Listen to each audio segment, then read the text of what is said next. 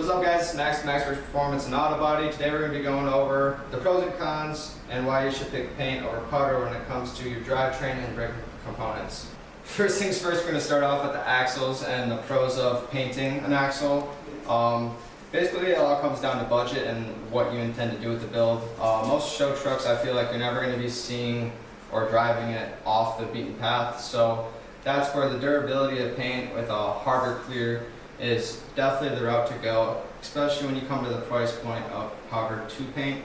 Another pro to paint is you don't have to disassemble the axle completely to get it all done like you do with powder, and it still looks good and you can get a really good finish for the price. If you do ever so happen to hit a rock or whatever, powder coating, it'd get damaged too. The only difference is with powder, you'd have to get it fully re-sandblasted and then powdered again. Where painting, if you have an oopsie, you can sand it down, blend it, and re-clear it for probably half the cost because it's already there and you don't have to spend all the money just to redo what you already did. Another thing would be flexibility. Paint is able to flex a lot more than powder. Powder's known to crack, and the finish of paint is a lot better than most powders.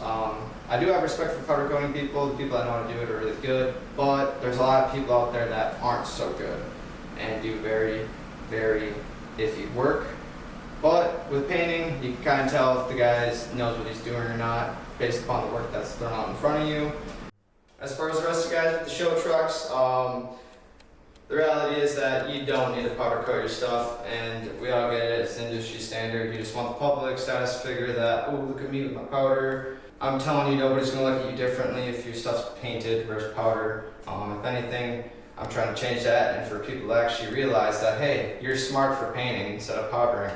With that being said, I hope this is informational for you and maybe give you a different outlook on what you're trying to do and where you're trying to go with your truck build. Get the word around because welcome to reality.